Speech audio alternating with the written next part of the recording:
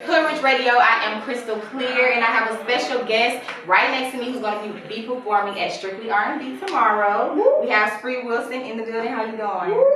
That was the introduction. I like that. So your story is so beautiful. I read up on your story. I did some research, and it's touching. Where you're from, how you got started. So you're from Nashville. You lived a long time in New York. So can you just give us a quick journey of how your journey has been musically, starting out and getting into the industry? Okay, a quick story. So boom, I started out writing a song or as a performer when I was 7 years old. My mom wrote my first song. It was over the MC Hammer Pray beat. Oh wow. Yes, very interesting. From there, just doing a lot of talent shows. Went to school. I never went to school for music, but went to Clark. Dropped out. Started interning for Dallas Austin for a while. Then moved to New York. Slept in the train station for 3 weeks. Penn Station, 34th Street. Ran into a friend who I went to school with. Told her that I was sleeping at the train station. She said, "You don't have to do that anymore. Sleep on my couch." And we got stuck on the couch. I got a phone call from a friend that said Q-Tip liked my music, and I hung up on her. Wow. She sent me the text, telling me call. Why'd you hang up? Yeah. So I hung up on her. She said he wanted me to call him at 12:01 p.m. I woke up the next day, called him at 12:01 p.m. His phone rang like 13 times. Didn't think he was going to pick up. He finally picked up, sitting in the airport with Kanye and Jeezy, and that he would actually call him back in 13 and a half days. Yeah, 13 and a half days. That's crazy. Wow. And so from there, 13 and a half days later, I called him. He sounded like he was in a terrible mood. And he said, "I don't have anything for you." And then he hung up on me, and I thought that was going to be the end of it. Wow. And then a month later, I get a phone call at 7 a.m., which I thought was kind of odd because nobody ever called me before business hours. And he said, "I would like to take your music to like labels and people." And I was like, "Cool, when do we start?" And he said, "Today." And he picked me up. And Now, in between the times that, he didn't have anything for you, were you like tested a little bit to stop music, or was it just like, that just wasn't mine? Nah, because first of all, I moved to New York with nothing. Like, I moved to New York with a duffel bag and a guitar. What encouraged you to move to New York? What was, you just didn't think that you were going to get what you needed from where you were from? Nah, not. I mean, more so just the fact that I've always romanticized New York in a way. Like a lot of my heroes. Like I grew up like as a person who listened to like a lot of rock music. So like a lot of people like Hendrix and the Beatles and John Lennon lived on 72nd Street and Central Park West. So like I had all these kind of like fantasized ideologies about what New York was and what it meant in the grand scheme of music, right? So I just felt like it was just a natural progression, a natural part of what any musician's story should be. Like, oh, you go to New York and you make it, right? Yeah. So yeah, and I feel like if I had the skill set to make it in New York, then I could really make it anywhere. Right. So I went there and I didn't feel a test. I was like, oh, I'm in New York. Right. Like I was already like there's a difference between somebody hanging up on me and just I was just homeless for 2 weeks in the train station. Like if that didn't make me want to move back, then somebody's just saying like, oh, I don't have anything for you, that's gonna make me move back. Right.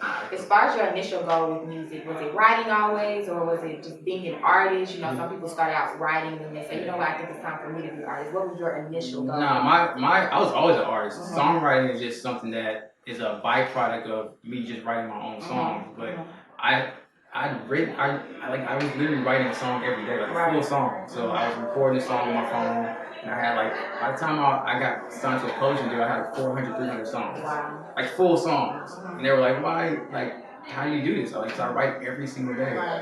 So would you encourage somebody who wants to be a musician to do that? You think that's something that people need to do? Start doing at least. I know nowadays it's a different narrative with how people make music. Some people say, "I don't even write." Yeah. Just go in. But I mean, yeah, I think if you love it, like maybe a full song's not necessary, but if you love something, like at least doing something, like even if it's 5 minutes, 15 minutes, like I play guitar, I've been playing since I was 16 years old, and I still practice. Yeah, just because I love doing it. It's not because I feel like I have to. It's just I like doing it. It's fun. It's like therapy. So. Right. And what's something that you want to accomplish? You've already accomplished so many things. What's something that you feel like you want to accomplish that's going to make you say, you know what? I did that. You know what I'm saying? Like outside of the things that you've already done. There's so many big goals that I have. Like I want to score a movie. Wow. I want to be one of the first well, I'm not sure that if there's any black person that's ever wrote a James Bond theme song, but I definitely want to do that. I've been wanting to do that since I was a kid. So that's a goal of mine. Yeah. Like Paul McCartney did, Carly Simon wrote one, Jack White, and Alicia Keys wrote one with Jack White, so that's, I guess, technically. But yeah, I've always wanted to do that. Obviously, like, I want to go on tour, headline a tour. I want to, like, play Madison Square Garden, which is a dream of mine. Like, I want to do plenty of those, plenty of time. I want to do so many things. Yeah. And beyond that, I just want to, like, be able to show people a different side of what a black musician is. Like, a guy who plays guitar, he's not necessarily, like, playing, like, the trap music, but it's still cool. Like, you don't always have to do, like, the thing with me, like, what I've noticed is, and I'm not even gonna go on a rant, but this is just a quick, like, addendum. Like, what I've noticed is, like, when I perform places, right, and there's, like, 20 trap people, right, and people are like, oh, this is dope. But when I get on stage with, like, kind of like a different music, like, people more, or I guess more ready to pay attention, because their ears are tuned, like, oh, snap, like, this is, I wouldn't have expected this, you know? So I'm just telling, like, people who are younger than me and kids, like, yo, it's cool to do some, like, something that feels more you, as opposed to just feeling like, oh, this is kind of the wave right now, so I just have to follow the wave, you know? So just be yourself. And I think, like, people are going to gravitate toward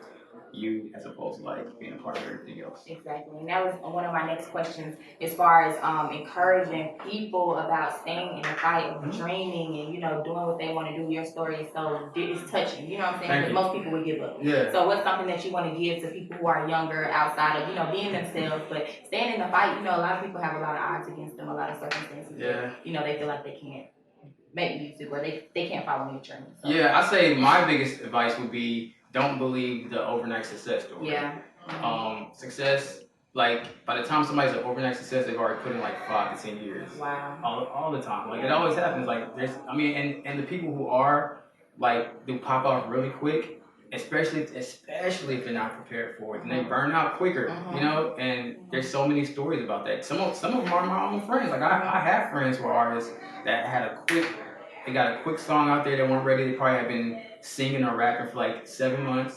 They got a song, they blew up, and they weren't ready. And then when it came time, like, okay, we gotta follow up with another hit record. They're like, oh wait, I don't actually know how to make a song. Right. So then their time passed. So just, you know, continue to work on your craft, get better, so that in any scenario where you're needed to step up and rise to the occasion, you can always do it. Always do it, right? Always do it, you That's know? good advice. So tell people your social media, where they can find you, as well as what time you're on stage tomorrow. Sure. Social media on everything is twitter.com/Spree Wilson, Instagram /Spree Wilson. You can find me, Google me, SpreeWilson.com. And I think I go on tomorrow at 12. Okay, just be there before 12. I'm going to be there early because I enjoy seeing people perform. Like, I'm not like an artist, like, oh, I'll come on my set time. I like seeing, I'm a music person, you know, like, I enjoy, it's just like fans, discovering new music and discovering new performers. So be there on time, 8 o'clock, I believe. Also, I have to say, like, she has one of the dopest names, KristalKleer. See, y'all know this thing. Crystal, man. It's not here, but listen.